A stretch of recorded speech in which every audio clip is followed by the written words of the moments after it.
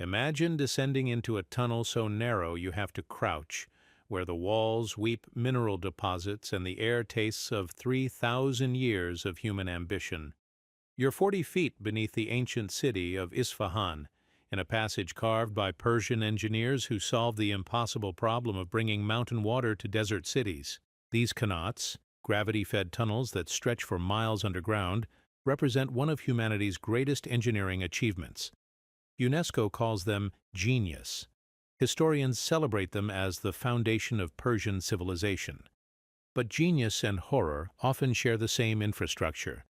The Qanat system beneath Isfahan contains over 200 miles of tunnels, connected by thousands of vertical shafts that dot the landscape like pockmarks in the earth. Built at a cost equivalent to $60 million in today's currency, these waterways sustained empires and enabled the flowering of one of history's most sophisticated civilizations. Yet the same architectural features that made this engineering miracle possible, the isolated passages, the concealed access points, the spaces designed to be invisible, created what local whispers call the scorpion-whipped flood tunnels, detention chambers hidden in dead branches of the water system, places where people disappeared not into prisons with records, but into infrastructure with perfect plausible deniability. Today, we're opening the classified files on what happens when engineering brilliance meets political terror. We're mapping the intersection of water and power, where ancient technology becomes modern weapon. We're descending into the spaces beneath Isfahan, where water isn't the only thing that flows, and where some tunnels weren't meant for irrigation anymore. This is an investigation 3 years in the making. We've obtained internal documents from the Iranian Water Authority. We've interviewed former maintenance workers whose testimonies have never been made public. We've descended into passages that haven't seen sunlight since the day they were sealed.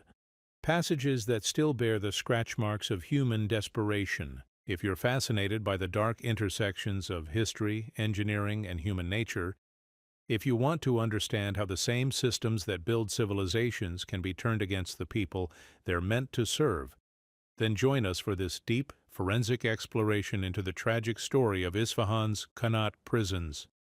The sun beats down on the outskirts of Isfahan, where the desert meets the edge of Iran's ancient jewel. But we're not here for the light. We're here for what lies beneath, a forgotten shaft, barely visible among the scrub and stones. The opening is no wider than a manhole ringed with crumbling concrete that hasn't felt maintenance in decades. Above us, the city hums with traffic and commerce. Below, there's only the promise of cold air rising from depths that swallow sound. This is not a well. This is not a basement. This is an entry point into one of humanity's most ingenious inventions, and perhaps one of its most sinister. The Qanat, a word that means channel in Persian, but carries the weight of 3,000 years of engineering brilliance and terror. You see, a Qanat is a machine built from absence. Imagine a tunnel, gently sloped, pulling water by the simple force of gravity from an underground source to the surface where life depends on it. The tunnel itself is stitched to the world above by vertical shafts, dozens of them, sometimes hundreds, spaced at regular intervals like the vertebrae of some enormous buried spine. From the air, they look like pockmarks in the earth. From below, they look like doorways to heaven, or hell. The genius is in the slope, too steep, and the rushing water erodes the tunnel walls, destroying years of backbreaking excavation. Too flat, and the water stagnates, breeding disease and death. The Persian engineers who perfected this system understood that precision was survival. They carved channels that dropped just enough, perhaps 2 meters per kilometer, to keep water flowing without destroying itself. It's a mathematics of life, written in stone and dirt. But here's where the story takes its first dark turn. A city built on qanats is a city with streets you never see, routes designed for water, perfect for secrecy, passages that wind beneath homes and markets and mosques, connecting distant points through the underground dark. And if you control those passages, you control more than water. We descend into the shaft, our flashlights cutting weak circles in the blackness. The walls are smooth limestone, worn by countless hands over countless years. The air smells of mineral and time. 20 feet down, 40 feet, 60. The sounds of Isfahan fade until they're nothing more than a memory of warmth. And then we reach the tunnel itself. The passage stretches away from the shaft in both directions, disappearing beyond the reach of our lights. The floor is packed earth, still damp from some distant source. The ceiling is low enough that we have to stoop, creating an immediate sense of confinement. This is where the water once flowed. This is where, according to whispered stories and half-buried testimonies, other things flowed too. A local voice echoes in our memory. Some tunnels weren't for water anymore. To understand how water becomes weapon, we must first understand how the weapon was built. The Qanat begins at the mother well, the deepest point, driven down through the layer after layer of earth and rock until it strikes the underground river that will feed the entire system. This is not a simple dig. This is surgery performed on the earth itself, requiring knowledge passed down through generations of master builders called muqannas. The mother well in our story might have been dug in the 16th century, when Isfahan was becoming the capital of the Safavid Empire, and water meant the difference between a thriving city and a collection of ruins baking in the desert sun. Imagine the excavation. Teams of workers hauling bucket after bucket of soil and stone up through that first narrow shaft. The well drops deeper, 50 meters, 100 meters, sometimes more. The workers labor in shifts because the air grows thin and dangerous as they descend. Finally, water. Not a gush, but a seep. The underground aquifer revealing itself in drops that gather into puddles, then trickles, then the steady flow that will justify years of investment and risk. But the mother well is just the beginning. The water has been found. Now it must be captured and delivered. The tunnel drives horizontally from the bottom of the mother well, following the gentle slope that will carry water toward the distant surface distribution point. This is the most dangerous work in the ancient world. The muqannis labor in teams of 2 or 3, one digging, others hauling spoil back to the nearest shaft for removal. They work by oil lamp, in air that grows more poisonous with each hour underground. Cave-ins are common. Flooding is always a threat.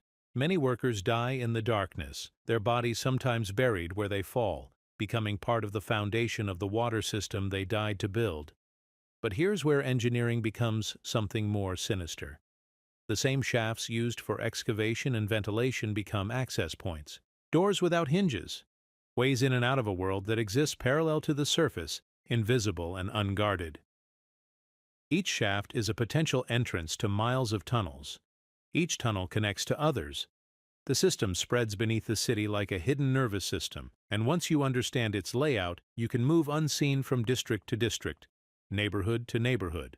A diagram from the Regional Water Authority, yellowed with age and marked classified, reveals the true scope of the network beneath Isfahan. Dozens of active lines, hundreds of abandoned branches, thousands of individual shafts. But what catches the eye are the notations in red ink, dead branches and maintenance corridors, spaces that still exist after the water moves elsewhere, spaces that remain accessible, spaces that wait. We surface from our first descent and pace out the rhythm above ground, counting off the spacing of the shafts like stitches in the earth. Here's one, its cover plate rusted but intact. 30 meters further, another, this one partially concealed by a concrete building constructed decades later. Another 30 meters. Another shaft, this one sealed with fresh concrete that doesn't match the older construction around it. The interval is not random. Historical records from the Iranian Ministry of Water Resources indicate that ventilation shafts in the Isfahan Qanat system are typically spaced at distances of 20 to 50 meters, depending on the soil conditions and the depth of the tunnel. Too far apart, and the workers suffocate. Too close together, and the structural integrity of the ground above becomes compromised. The spacing creates a segmented labyrinth, each section isolated from the next by the simple geography of distance and darkness. But it's the acoustic properties of the system that truly chill the blood. We conduct a simple test. One person stationed at a shaft opening, another at the tunnel level below. A whisper carries clearly through the connecting passage, traveling along the smooth walls with startling clarity.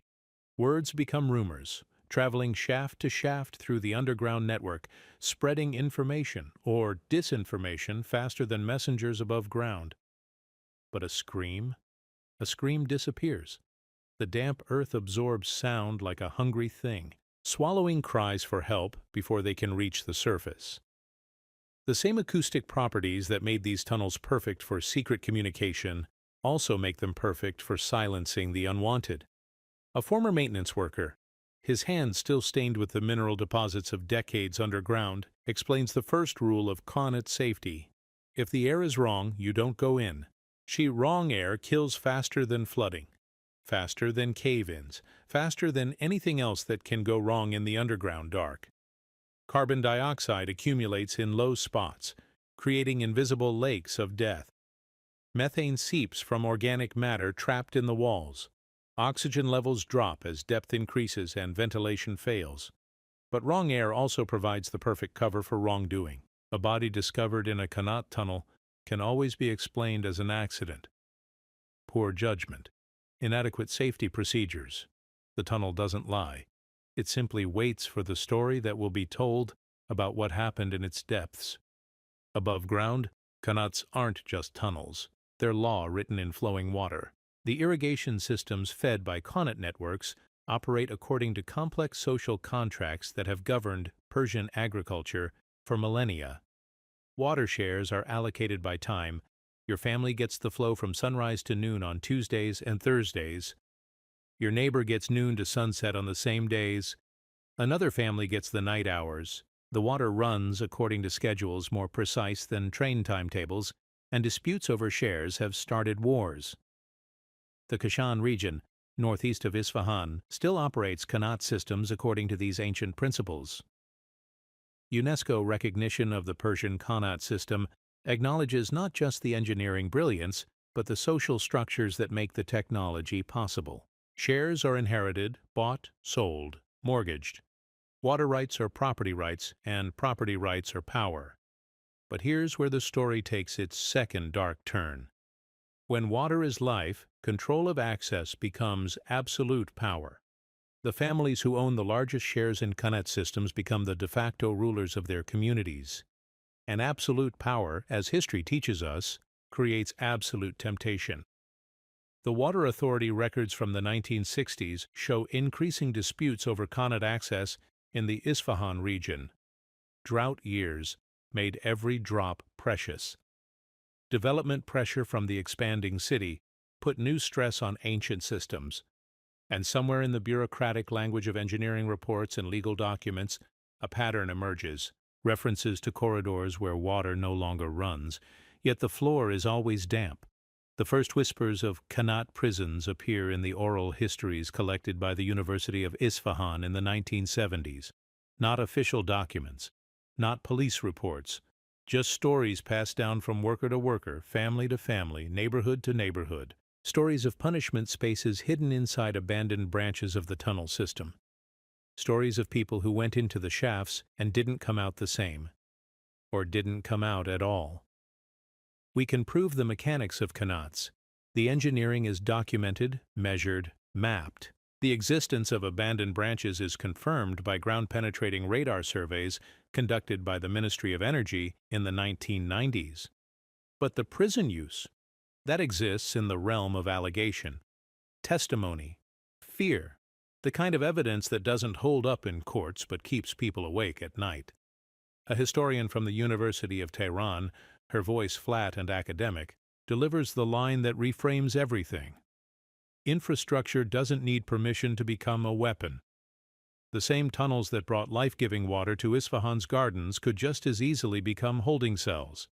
The same shafts that provided ventilation for workers could just as easily become the only connection between a prisoner and hope. No modifications required. No construction permits. Just access and the will to use it. The method, as described by witnesses whose names we cannot reveal, is elegant in its simplicity. Not iron bars, not concrete cells, not anything that requires building or permits or inspections, just a closed hatch and time. The victim descends voluntarily, perhaps told they're being taken to see something important, perhaps forced at gunpoint, perhaps simply following normal work routines. The hatch closes, the ladder is pulled up, and the tunnel becomes a tomb with a timer. The Underground Mapping Project of 1987, conducted by the Isfahan Water and Wastewater Company, reveals the true scope of the potential for abuse. Thousands of access points spread across the city and surrounding agricultural areas. Many shafts located on private property, away from public roads and government oversight.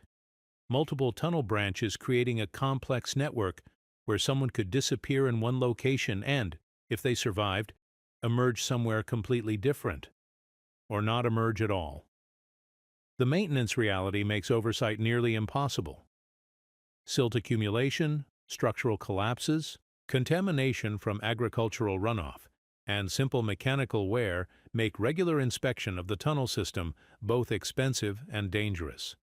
Sections of the network are checked only when problems arise. Long stretches of abandoned tunnel receive no inspection at all. It's an accountability vacuum stretching for miles beneath one of Iran's most important cities. But here's the fatal flaw that makes the Qanat system perfect for plausible deniability.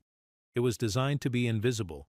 The entire technology depends on hiding water movement underground, away from the evaporation and contamination that would occur on the surface. The system works precisely because it can't be seen, and a system built to be invisible when functioning becomes untraceable when abused. We climb back to the surface, blinking in the sudden brightness of the Isfahan sun.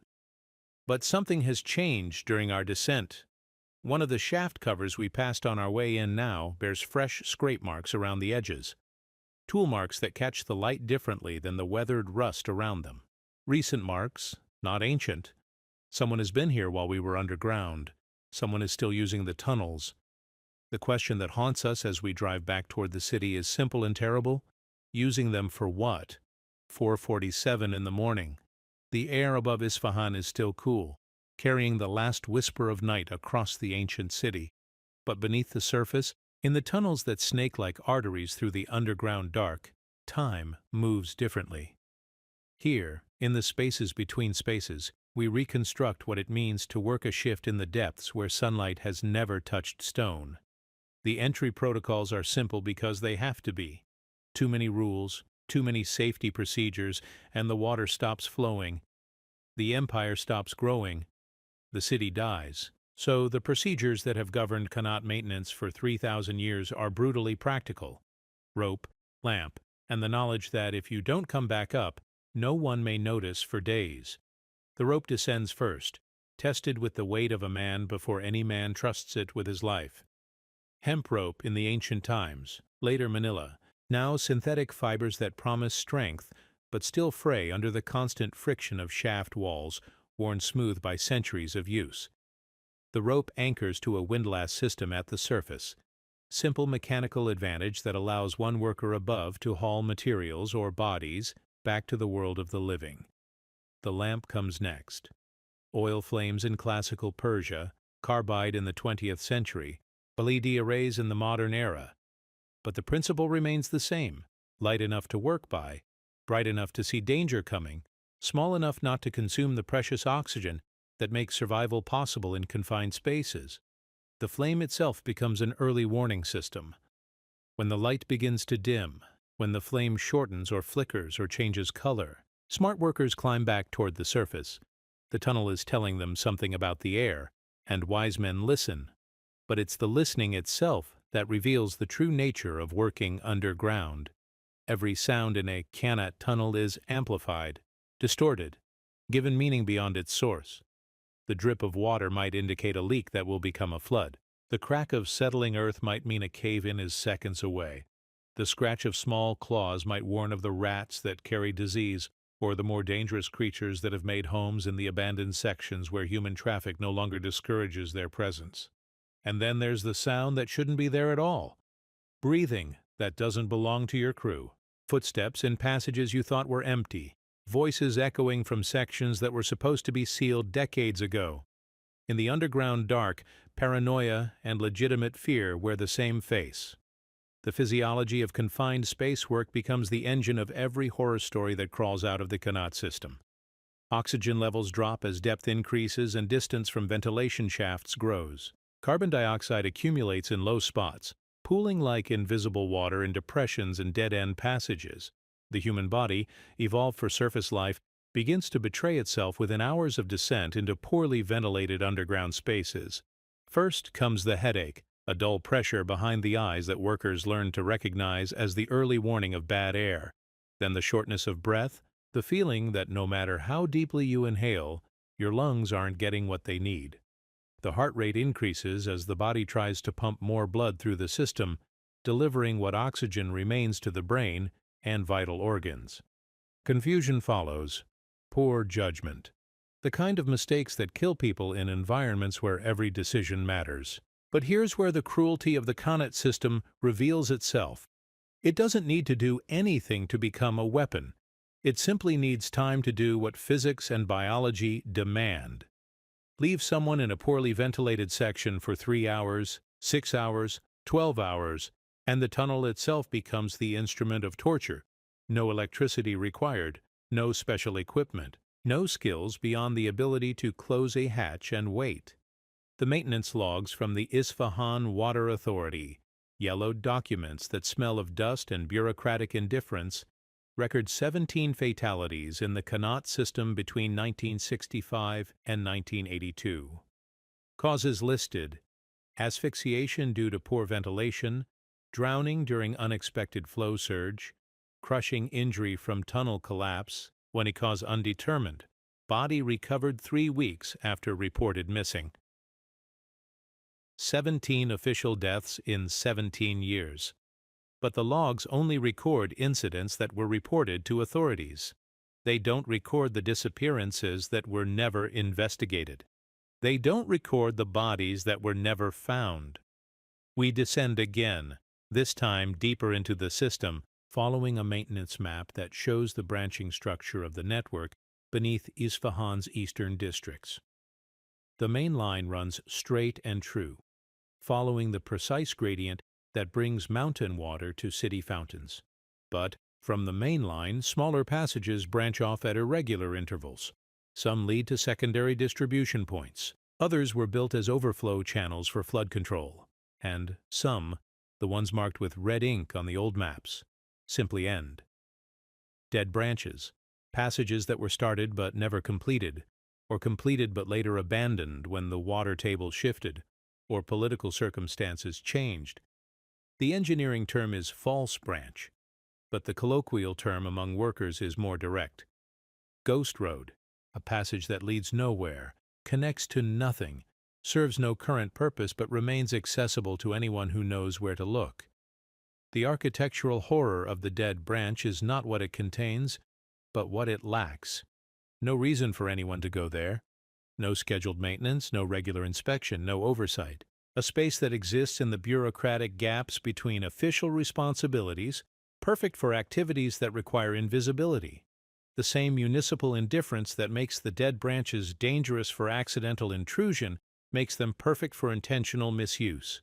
We find scratch marks on the plaster walls of one dead branch, maybe 200 meters from the nearest active water flow. The marks are clearly human. Fingernails dragged across the lime coating in patterns that speak of desperation rather than maintenance. Some are old, weathered by years of damp air. Others are newer, their edges still sharp enough to catch the LED light from our headlamps. The pattern is always the same, concentrated near where the passage comes to its dead end, higher on the walls as if someone was trying to climb toward a ceiling that offers no exit. The scratch marks are evidence, but evidence of what? Accident? Crime? Some combination of both that makes the distinction meaningless? The dead branch doesn't answer questions. It simply preserves them in limestone and fear, waiting for someone brave or foolish enough to ask. But the true genius of the Qanat prison isn't in the dead branches. It's in the fact that the system requires no guards.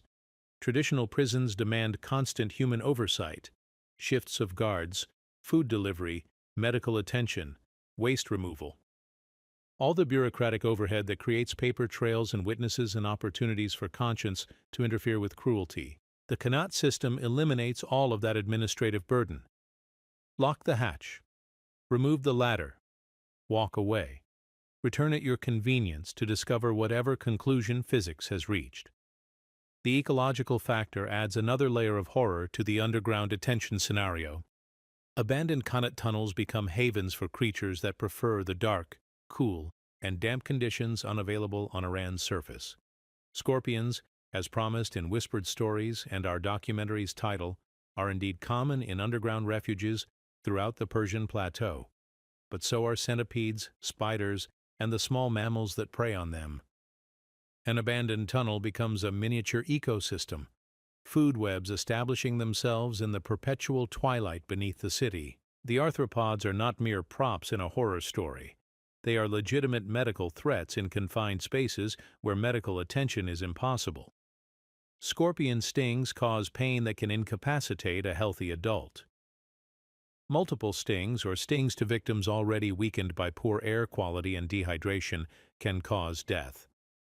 But even if the stings don't kill, they serve the same function as any other form of torture: the infliction of suffering that breaks down resistance, creates compliance, and ultimately destroys the victim's sense of self.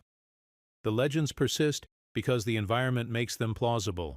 You don't need to believe in sadistic guards wielding whips made of living scorpions to understand that being trapped underground with the creatures that make tunnels their home would be a unique form of hell. The noir insight that guides our investigation.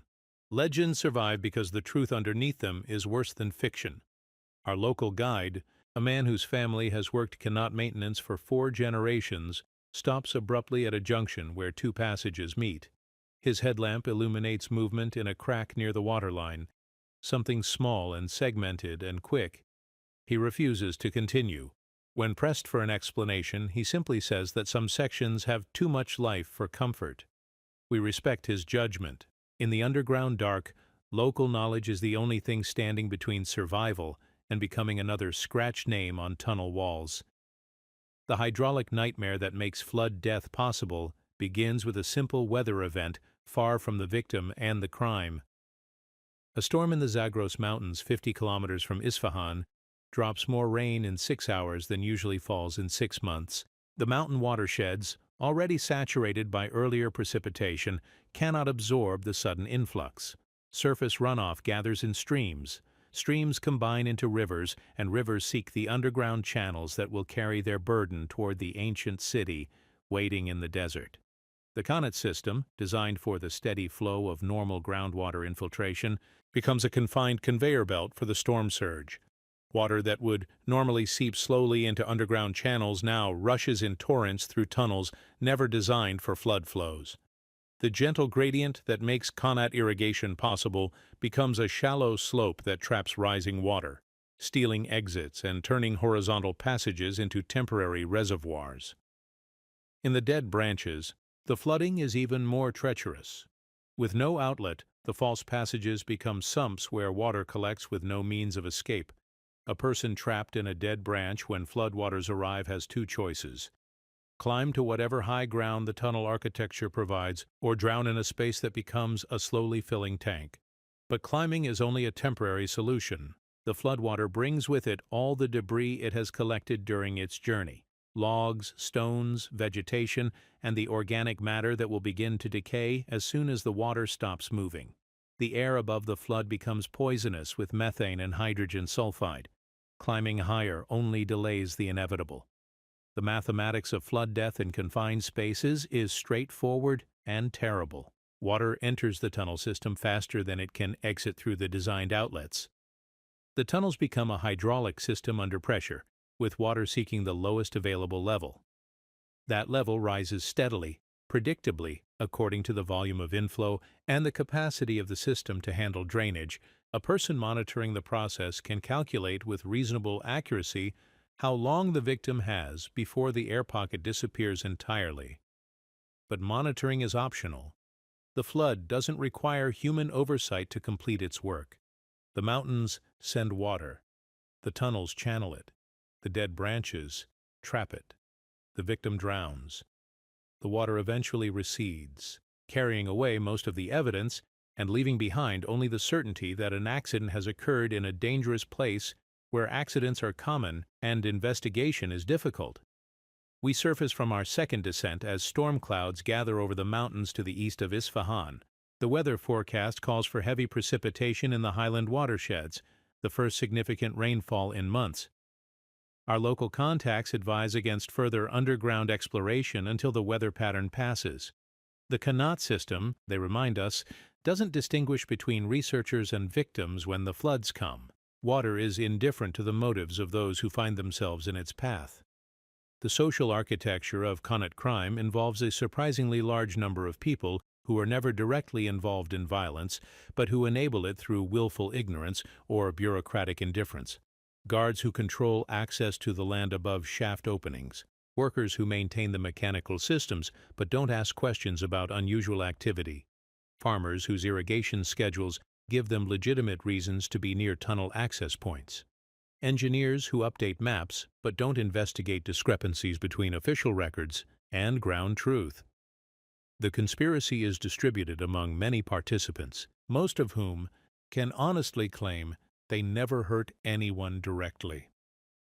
The shaft cover operator who removes a ladder for maintenance purposes and forgets to replace it isn't technically involved in whatever happens to someone who falls into the opening. The irrigation engineer who schedules a flood release during a time when unauthorized personnel might be in the tunnels is just doing his job according to protocols established decades earlier. The system diffuses responsibility until it disappears entirely, leaving behind only the mechanical execution of procedures that happen to cause death. A former Water Authority employee, speaking on condition of anonymity, describes the unwritten code that governed behavior around the Qanat system during the 1970s. Everyone knew which shaft you don't ask about. Certain access points, certain sections of tunnel, certain scheduling irregularities were simply not discussed in official meetings or documented in maintenance logs. The silence wasn't enforced by threats or violence. It was enforced by the understanding that curiosity about the wrong subjects could result in career termination. Or worse, the name that emerges from multiple testimonies is never spoken in full, always a first name or a nickname or a reference to someone who didn't come back from a routine maintenance call. The date, when it's provided, is recent enough to matter, sometime in the last 5 years. Recent enough that people still remember, recent enough that the fear is still fresh, recent enough that the pattern might still be active. We attempt to investigate the specific case, but the official records show only a work-related accident. A maintenance worker who suffered misadventure during routine tunnel inspection. No further details. No investigation beyond the minimum required for insurance purposes. The case file is thin enough to suggest either incompetence or deliberate incuriosity. In the context of Qanat crime, both explanations lead to the same result: impunity for those who know how to use the system. The contrast between official Qanat heritage preservation and the reality of system decay reveals the gap where abuse flourishes. UNESCO recognition of Persian Qanat technology celebrates the engineering brilliance and cultural significance of these ancient water systems. Government tourism campaigns promote Qanats as examples of sustainable technology and traditional wisdom worthy of international admiration. But the celebration focuses on the idealized past, not the problematic present. The current reality is more complicated. Maintenance is expensive and inconsistent. Yields are uncertain due to declining groundwater levels and climate change. Drought makes every drop of water a political issue, increasing pressure on Qanat managers to prioritize efficiency over safety or oversight. The financial stress creates shortcuts and compromises that wouldn't be tolerated in more visible infrastructure. An underground system facing budget cuts becomes an underground system facing reduced supervision. The maintenance reality creates opportunities for unofficial access that would be impossible in more heavily monitored infrastructure. Patched covers that don't quite seal properly, broken locks that aren't repaired promptly, access roads that aren't gated because the cost of improved security exceeds the available budget. The system develops cracks, and the cracks become entrances for activities that were never part of the original design. Some of those activities are merely dangerous, Others are criminal. The distinction matters less than the fact that both are possible in a system too large and too underfunded to police itself. The modern parallel that haunts our investigation appears in contemporary human rights reports from international monitoring organizations. References to unofficial detention sites in the Isfahan area. Facilities that don't appear on government lists or inspection schedules. Places where people are held without official acknowledgement, processed without official documentation, and sometimes disappear without official investigation. The reports don't specifically mention qanats. They focus on warehouses, abandoned buildings, and rural properties outside normal jurisdictional oversight. But the pattern is familiar. Spaces that exist in the bureaucratic gaps between official responsibilities, perfect for activities that require invisibility and plausible deniability. The technological details change, but the underlying logic remains constant. Power seeks spaces without records. Authority prefers operations without oversight. Control gravitates toward infrastructure that can't be easily monitored or investigated. A source we cannot identify claims there are hundreds of people currently held in such facilities throughout the region. Then, abruptly, the source stops responding to our requests for additional information. The silence is more frightening than the allegations. In the context of our Qanat investigation, we've learned to read silence as confirmation of the very fears that create the need for silence in the first place. The storm upstream is moving closer, and the local weather service has upgraded its precipitation forecast. Heavy rain in the mountains, possible flooding in low-lying areas. Residents near waterways advised to monitor conditions and prepare for evacuation if necessary. But the warnings don't mention the underground. They don't account for the hidden hydraulic system that will channel mountain storms into buried passages beneath the city. The official emergency management protocols don't include the Qanat network in their risk assessments, perhaps because acknowledging the underground would require acknowledging what happens there. We end our second descent with the sound that will haunt the rest of our investigation, the distant echo of moving water, growing louder, approaching from somewhere deeper in the system. The freight train rumble of flood pressure building in tunnels too narrow for the volume they're being asked to handle. Water arriving on schedule, indifferent to human plans and human presence. The storm has reached the tunnels beneath Isfahan, and we climb toward the surface with the knowledge that somewhere in the darkness below, the system is beginning to demonstrate exactly how efficient it can be at delivering death. The rain begins at 3:17 in the morning, drumming against the windows of the meteorological station 43 kilometers northeast of Isfahan. The duty forecaster updates his precipitation models and notes the unusual intensity of the storm front moving across the Zagros foothills. In 6 hours, the highland watersheds will receive more water than they've seen in 8 months of drought. But the forecaster's attention is focused on surface flooding, road closures, and agricultural impact. His training doesn't include the underground hydraulic system that will channel this mountain storm into buried passages beneath a sleeping city. The distributed risk that makes Qanat flooding so treacherous begins with geography and ends with ignorance. Multiple catchment areas feed into multiple tunnel systems, each following its own gradient toward different surface distribution points. No single authority monitors the entire network. No central command center tracks flow rates in real time. The various Qanat lines operate as independent hydraulic systems, connected only by the shared aquifer that feeds them all and the shared vulnerability to upstream precipitation events. The storm moves according to atmospheric pressure and wind patterns established by mountain topography and seasonal temperature variations. The water it deposits follows gravitational laws and geological formations carved over millions of years. Neither the storm nor the water considers human schedules, human safety protocols, or human presence in places designed for water rather than people. The intersection of meteorology and geology becomes a timer counting down toward mechanical execution. At 4:41 in the morning, the first surge hits the mother wells of the eastern Qanat system. The sound carries through limestone walls and packed earth like a freight train approaching through a tunnel too narrow for its bulk. Workers in the city's water treatment facility notice pressure fluctuations in their intake gauges. Irrigation managers in the agricultural districts receive automated alerts about unusual flow rates in channels that should be carrying minimal water during the pre-dawn hours. But no one is monitoring the abandoned sections. No one is tracking flow rates in the dead branches. No one knows who might be in the tunnels when the mountain water arrives on schedule. The hydraulic mathematics of confined space flooding is both simple and merciless. Water volume entering the system exceeds the capacity of designed outlets. Pressure builds in the main channels, forcing flow into secondary passages that haven't carried significant water in decades. The gentle gradient that makes Qanat irrigation possible becomes a trap for rising water that seeks the lowest available level and finds it in the dead branches where someone might be waiting for rescue that will never come.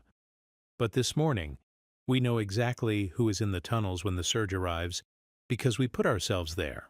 Our documentary investigation has become an inadvertent experiment in Qanat detention mechanics.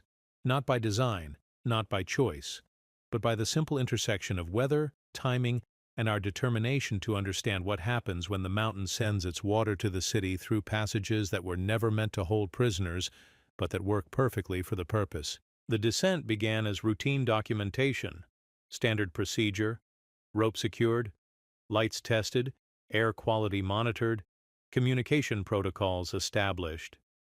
The plan called for a 2-hour exploration of the dead branch where we found the scratch marks, followed by surface interviews with irrigation managers about flood protocols and emergency procedures.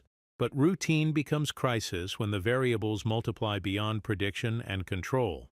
The first sign of trouble is acoustic, a rumbling that starts as background noise and builds toward the unmistakable sound of moving water under pressure.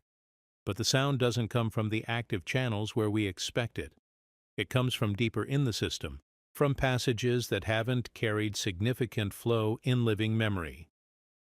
The dead branch we're exploring connects to those passages through seepage routes and overflow channels that exist on no current map, but remain functional according to the older hydraulic logic that shaped the original construction. The second sign is physical, a change in air pressure that makes our ears pop and our lights flicker. The approaching water is pushing air ahead of it through the tunnel system, creating pressure waves that travel faster than the flood itself. The air pressure serves as an early warning system, but only for those who understand what it means. For those who don't, the pressure change feels like nothing more than the discomfort of being underground too long. The third sign is visual, a line of moisture appearing on the tunnel wall at the height of our ankles, darkening the limestone like a slowly rising tide mark. The water isn't visible yet, but it's close enough to saturate the stone with humidity and seepage. The dead branch is beginning to function as designed, collecting water from the active system and holding it in a space with no outlet except time and evaporation. The decision to attempt evacuation comes too late to matter. The shaft we descended is 800 meters from our current position, through passages that will be underwater within minutes. The alternative exits marked on our survey maps prove to be either collapsed or sealed with concrete caps that can't be opened from below. The dead branch that we entered as investigators becomes the confined space that demonstrates exactly how Qanat detention works. The mechanics of entrapment are elegant in their simplicity. No guards required, no locks to pick, no walls to climb. Just water arriving on schedule according to the laws of physics and the patience to wait for those laws to complete their work. The flood doesn't hurry. It doesn't need to. It simply rises according to the volume of inflow and the capacity of the space to contain it. Mathematics becomes executioner. The psychological progression follows a predictable pattern that has been documented in every confined space emergency since humans began working underground. First comes disbelief. This isn't supposed to happen. The water shouldn't be here. Someone will notice our absence and send help. Then anger, at the weather, at the system, at the decision-making that led to being underground, when the mountains decided to empty themselves into ancient channels. Then bargaining, promises to gods or governments or family members in exchange for rescue that remains always 5 minutes away, always just beyond reach. Fear arrives when the water reaches knee level and continues rising. Not panic yet, but the cold recognition that physics doesn't negotiate and water doesn't compromise. The human body begins to prepare for the possibility that this particular confined space might become a tomb. Heart rate increases. Breathing becomes shallow and rapid. The mind cycles through potential solutions that become increasingly desperate as the available space continues to shrink. Panic comes when the water reaches chest level and the mathematics become unavoidable. The air pocket at the top of the dead branch represents perhaps 30 minutes of survival at current consumption rates. Less if hyperventilation consumes oxygen faster than the remaining air can supply it. The body's stress response, evolved for land-based threats, becomes counterproductive in an environment where every rapid breath brings the victim closer to asphyxiation. The water stops rising at shoulder level, not because the flood has ended, but because it has found new voids deeper in the system. Dead branches connecting to other dead branches, creating a hydraulic network that equalizes pressure by distributing water among multiple confined spaces. The relief is temporary and deceptive. The water level might stabilize for minutes or hours, but the air quality continues to deteriorate as oxygen is consumed and carbon dioxide accumulates in the shrinking space between flood and ceiling. The rescue attempt, when it comes, illustrates the labyrinth problem that makes Qanat emergency response nearly impossible. The passages look identical in the stress and confusion of flood conditions. Wet footprints multiply as searchers create new tracks that obscure the original path. The slope that felt subtle during normal exploration becomes disorienting when every surface is slick with seepage and the usual landmarks are submerged beneath water that reflects headlamp beams into false directions. Navigation detail reveals the cruelty of underground search and rescue. Chalk marks, the traditional method for marking passage through cave systems, wash away in the rising water. String lines, used to maintain connection with known safe routes, become tangled in the debris carried by the flood, or simply disappear beneath the surface where they can't be followed. The electronic GPS devices that have revolutionized surface navigation are useless underground, blocked by stone and earth from the satellite signals that make location possible. The searchers find evidence of our presence: a shoe floating in water that has filled a side passage, personal equipment dropped during the attempted evacuation, drag marks in the mud that suggest someone was here recently but provide no indication of current location or condition. But evidence of presence is not evidence of survival. The dead branch system contains dozens of alcoves, side passages, and vertical shafts where flood victims might be trapped alive or where their bodies might come to rest. Systematic search would require weeks and equipment that doesn't exist in the Isfahan Emergency Services inventory. The hydraulic microdrama that determines survival in flooded tunnels depends on variables that change minute by minute as the storm system moves through its cycle. Debris carried by the flood creates temporary dams that redirect water flow into previously dry passages. Pressure differentials force air through cracks and fissures, sometimes improving ventilation and sometimes making it worse by introducing gases that have accumulated in other parts of the tunnel system. The water finds new paths according to geological features that exist below the level of human engineering, following fault lines and limestone dissolution patterns that weren't considered when the Qanats were originally constructed. The irony that governs our predicament is architectural. We're trapped by the same hydraulic genius that made Isfahan possible. The Qanat system works exactly as designed, channeling mountain water toward the city with ruthless efficiency. The flood doesn't represent system failure. It represents system success under unusual conditions, demonstrating that Persian engineering from 3 millennia ago remains fully functional and utterly indifferent to modern human safety concerns. The water finds its new level and holds it while the storm system exhausts itself against the mountains. The dead branch has become a temporary reservoir, storing floodwater until seepage and evaporation can restore the hydraulic balance. But temporary, in geological terms, can mean hours or days. Time enough for rescue, or time enough for the mathematics of confined space physiology to reach their inevitable conclusion. The air quality becomes the final variable in the equation of survival. Oxygen consumption increases with stress and physical exertion. Carbon dioxide accumulates faster in the reduced airspace above the flood level. The confined atmosphere becomes a closed system where every breath removes life-sustaining gas and adds poisonous waste. The human body, designed for open-air operation, begins to shut down as atmospheric conditions move outside the narrow range that supports consciousness and life. The lamp flames shorten as oxygen levels drop, providing a visual indicator of atmospheric deterioration that would be useful if there were anything to be done about it. But in a flooded dead branch, there are no options except endurance, no ventilation to improve, no alternative air sources to access, no mechanical systems to adjust or repair, just the slow consumption of whatever atmosphere remains trapped in the diminishing space between water and stone. The sound of the second search team arrives as an echo through water and limestone, distorted beyond recognition but unmistakably human. Voices calling names, equipment clanging against tunnel walls, the splash of movement through flooded passages. But the acoustic properties that made communication possible during normal operations become obstacles to rescue coordination during flood conditions.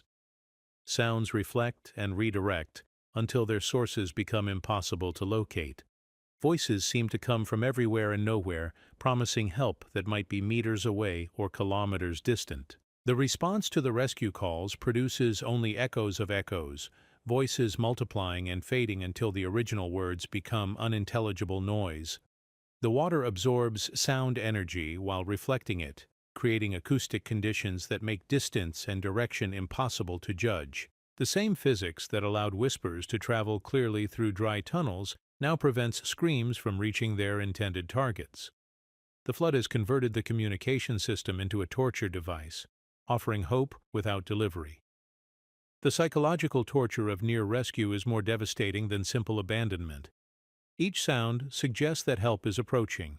Each voice raises the possibility that survival is minutes away.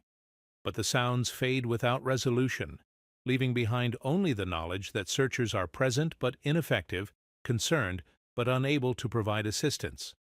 The proximity of rescue makes the situation more hopeless rather than less, demonstrating that even when people care enough to risk their own lives in the attempt to provide aid, the mechanical realities of the Qanat system defeat human intention. The final audio recording, retrieved weeks later from equipment designed to survive water damage, captures a voice saying a name in the darkness, then the sound of water rising, then silence that suggests either rescue or the alternative conclusion toward which the physics of confined space flooding had been working since the moment the mountain storms began their journey toward the ancient tunnels beneath Isfahan. Above ground, the city continues its daily routine. Traffic moves through streets that remain unaware of the hydraulic crisis unfolding beneath them. Markets open on schedule. Morning prayers echo from minarets that rise above a surface world disconnected from the underground network that makes urban life possible. The crisis below doesn't interrupt commerce or worship or the 1,000 other activities that depend on Qanat water but don't consider Qanat risks. The official response, when it comes, focuses on damage assessment and infrastructure protection rather than rescue operations. The Municipal Water Authority prioritizes restoration of service to surface customers over investigation of what might have happened in abandoned sections of the tunnel system. Emergency services are deployed to handle surface flooding and traffic disruption, not underground search and rescue in spaces that officially don't contain unauthorized personnel. The institutional indifference that makes Qanat crime possible also makes Qanat accidents disappear into bureaucratic categories that don't require extensive investigation. Misadventure during routine tunnel inspection becomes the explanation for whatever evidence eventually surfaces. No additional details. No investigation beyond the minimum required for insurance and regulatory compliance. The case file becomes another thin folder in archives that contain decades of similar incidents, each individually explainable and collectively revealing a pattern of willful ignorance about what happens in the underground spaces that make civilized life possible. The surface lie is simpler than the underground truth. Above ground, life continues because life must continue. The alternative? acknowledging the basement of horrors beneath every street and building, would make normal existence impossible. Better to focus on the visible problems: traffic, weather, commerce, politics. Better to leave the underground to the specialists who understand its requirements and risks. Better not to ask too many questions about what happens in spaces designed for water rather than human habitation. But the underground doesn't forget. The scratch marks remain on limestone walls. The flood levels leave mineral deposits that record high water marks for future investigators. The mathematics of survival in confined spaces operate according to physical laws that don't care about official explanations or bureaucratic classifications. The Qanat system remembers everything and reveals it to anyone willing to descend into the darkness where evidence accumulates like sediment, layer upon layer, waiting for someone brave enough to read what has been written in stone and fear. 6 months after the flood, the shaft covers are welded shut. The decision comes from the Isfahan Municipal Water Authority in consultation with the Ministry of Energy and the Regional Office of the Cultural Heritage Organization. Official reason: public safety concerns following structural assessment irregularities in the underground network. Unofficial reason: the desire to prevent further incidents that might require explanation, investigation, or acknowledgement of what happens in spaces that were supposed to contain only water and the occasional maintenance worker. The aftermath becomes policy through the bureaucratic alchemy that transforms crisis into procedure. Certain Qanat lines are officially retired from active service. Maps are updated to show sealed access points and discontinued tunnels. The new cartography creates a sanitized version of the underground network, one that eliminates the problematic spaces where evidence accumulates and questions multiply. But sealing the surface entries doesn't eliminate the tunnels themselves. It simply makes them harder to access and impossible to monitor. The cultural tension that emerges from the sealing policy reveals the contradictory relationship between celebration and control that governs official attitudes toward Qanat heritage. International recognition of Persian Qanat technology emphasizes the engineering brilliance and environmental sustainability of these ancient water systems. Tourism campaigns promote visits to restored Qanat sites, where visitors can admire the ingenuity of traditional Persian irrigation without confronting the darker possibilities of underground infrastructure. But preservation, in practice, often means making the systems less accessible to reduce liability and eliminate opportunities for unauthorized use.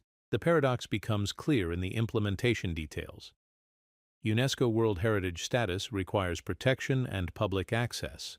But public access creates security vulnerabilities that make protection more difficult. The solution is selective preservation. Restore and open a few showcases while quietly restricting access to the larger network. Celebrate the technology while controlling its availability. Honor the heritage while managing the hazard. But the Earth itself refuses to cooperate with bureaucratic solutions. 7 months after the sealing program begins, sinkholes start appearing in Isfahan's urban districts. The voids open suddenly, without warning, swallowing sections of roadway and threatening the foundations of buildings that have stood for centuries. The sinkholes range from 2 meters to 15 meters in diameter, revealing the underground emptiness that exists beneath the surface layer of normal life. The geological explanation for the subsidence connects ancient engineering to modern crisis through the mathematics of structural failure. Drought and over-extraction have lowered the regional water table to levels not seen in recorded history.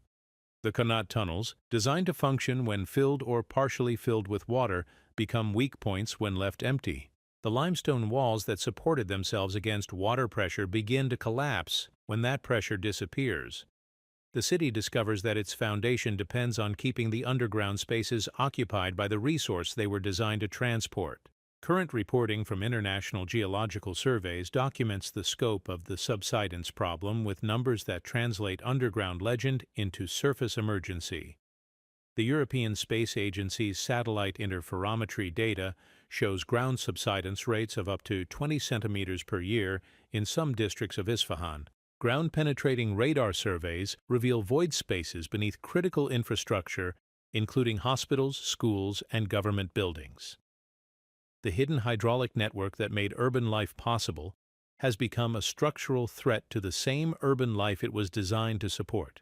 The public safety implications force official acknowledgement of underground risks that had previously been classified as irrelevant to municipal planning. Emergency response protocols are updated to include procedures for sinkhole management and underground space assessment, but the protocols focus on geological hazards rather than deliberate misuse of tunnel systems.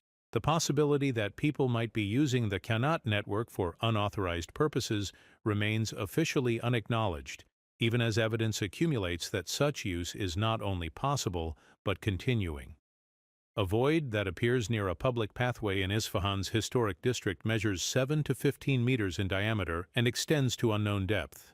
The collapse exposes tunnel walls marked with graffiti that includes dates from the previous year, fresh graffiti, recent access, current use, but the municipal response treats the discovery as a maintenance issue rather than an investigation opportunity. The void is filled with concrete and the pathway is reopened within a week. No inquiry into how recent visitors accessed a supposedly sealed tunnel system.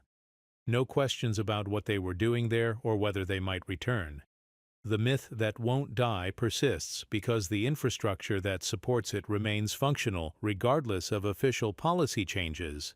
Sealing surface access points doesn't eliminate the underground network. It simply forces users to find alternative entry methods, through natural openings, through private property with abandoned wells, through connections to storm drainage systems that link to the older Qanat network.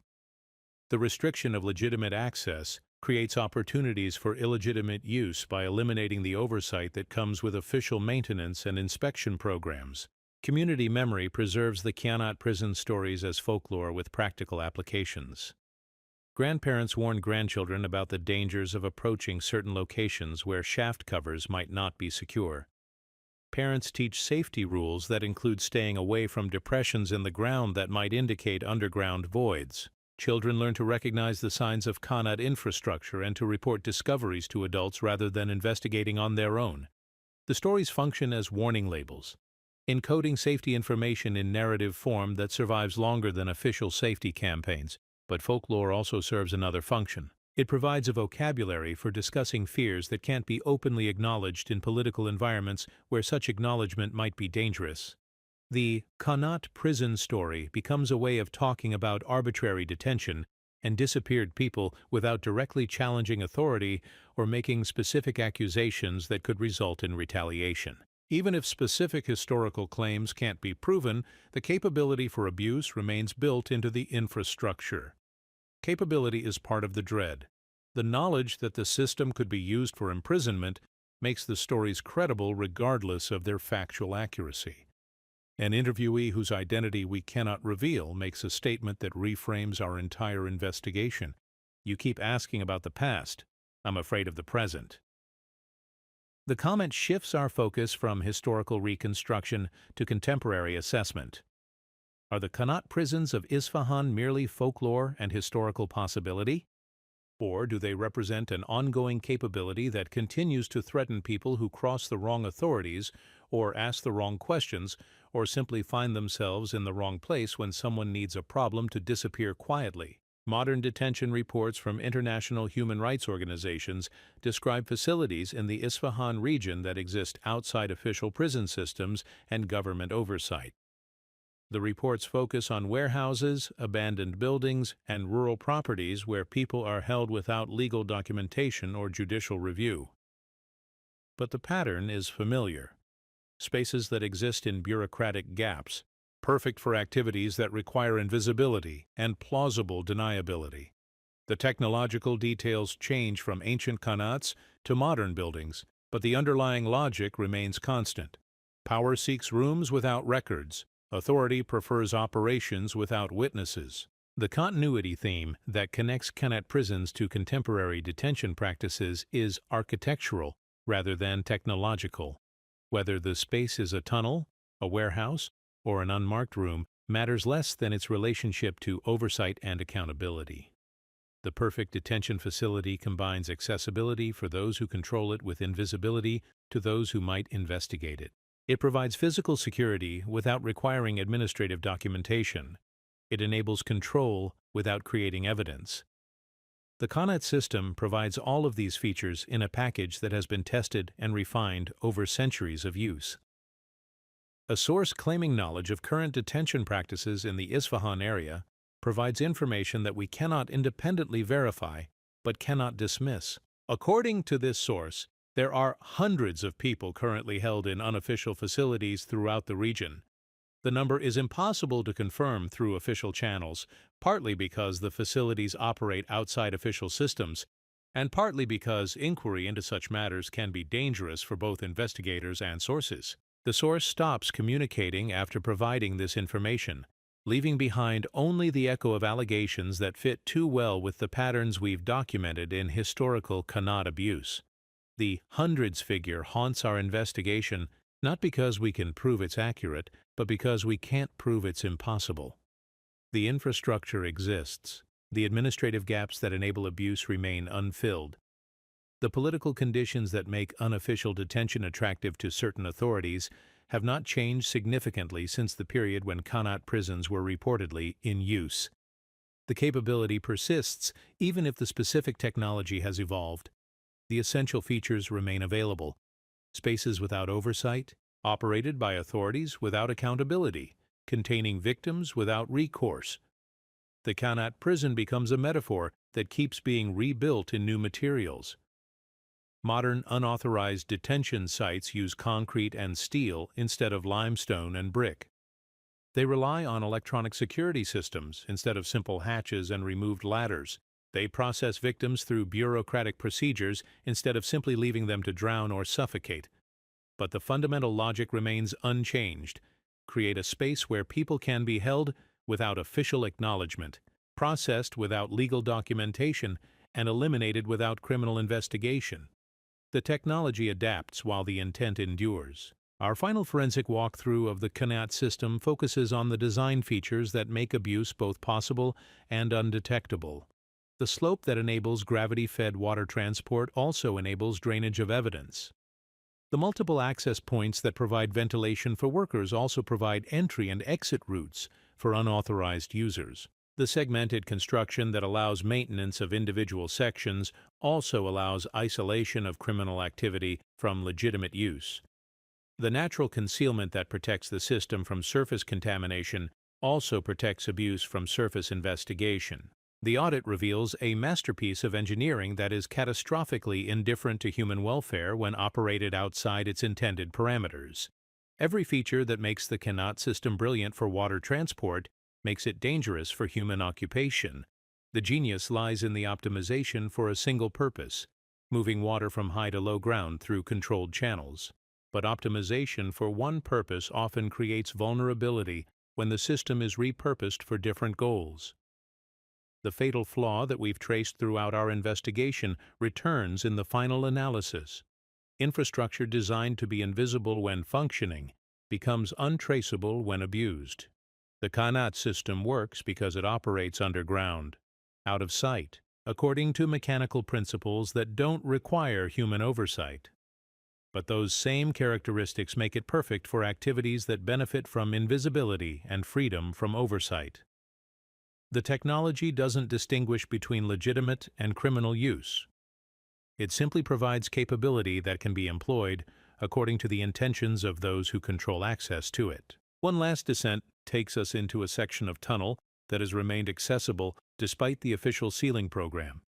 The passage shows recent signs of use: footprints in dried mud, tool marks on tunnel walls, debris that includes modern materials like plastic bottles and battery casings. Someone has been here recently. Someone continues to use the Qanat system for purposes that don't appear in municipal maintenance schedules or tourism brochures. The recorder picks up a sound that shouldn't be there, breathing that doesn't belong to our documentation team. A second set of lungs working in the darkness, somewhere beyond the reach of our lights. We call out, but receive no response. We advance toward the sound, but it retreats deeper into the tunnel system, staying always just beyond identification. Human presence in a space that's supposed to be empty. Activity in infrastructure that's officially retired from service. The confirmation that our investigation has been accurate about the continuing availability of the Qanat system for unauthorized purposes. The verdict beneath Isfahan emerges from the intersection of engineering brilliance and moral indifference. The Qanat system represents one of humanity's greatest technological achievements, the creation of sustainable water transport that enabled civilization to flourish in environments where surface water was insufficient to support large populations. But the same technology that made cities possible also created permanent opportunities for abuse, accidents, and the kind of plausible deniability that allows both to disappear into bureaucratic categories. The melancholic conclusion that governs our final assessment acknowledges both sides of the technological legacy. Qanats are engineering miracles that deserve preservation and celebration. They are also permanently available infrastructure for anyone willing to use them for purposes that their designers never intended, but that their design makes perfectly feasible. The technology doesn't carry moral weight. It simply provides capability that reflects the intentions of those who control its use. The connection to contemporary water stress and land subsidence transforms the Qanat network from historical curiosity to ongoing crisis. As drought and over-extraction lower the regional water table, the underground infrastructure that supported urban development becomes the geological weakness that threatens urban survival. The city's foundation is cracking under pressure from the same forces that originally made the city possible. The ground itself has become an archive of human ambition and human failure, recorded in stone and water and the spaces between them. The philosophical knife that cuts through our entire investigation is simple and sharp. Control always begins as infrastructure. Roads that move people also move armies. Communication systems that connect communities also enable surveillance. Water transport networks that sustain cities also create opportunities for the disposal of political problems. The technology remains neutral while the uses multiply, according to human imagination and human cruelty. Isfahan's Qanat system will continue to operate according to the laws of physics and geology, regardless of human moral judgments about its potential for abuse. Water will continue to flow through channels carved centuries ago. Tunnels will continue to provide access to anyone willing to descend into the darkness. Dead branches will continue to trap whatever or whoever finds their way into spaces with no exits. The mathematics of survival in confined spaces will continue to operate according to principles that don't distinguish between accident and intent. We surface for the final time as the sun sets over Isfahan, casting long shadows across a city built on the foundation of underground genius. Above ground, life continues with the rhythm of commerce and worship and family obligations that depend on Qanat water but don't consider Qanat risks. Below ground, the network waits with the patience of stone and the indifference of physics, ready to serve whatever purposes human intention assigns to infrastructure that was designed for water, but that works equally well for other flows. The ending comes not with resolution, but with recognition. The Qanat prison stories of Isfahan are not historical curiosities that can be filed away as examples of past cruelty overcome by modern enlightenment. They are operational manuals for systems that remain functional, accessible, and available to anyone willing to combine infrastructure with imagination and conscience with convenience. The horror lies not in what happened in the underground dark, but in what continues to be possible there. The final sound that follows us to the surface is neither human nor mechanical.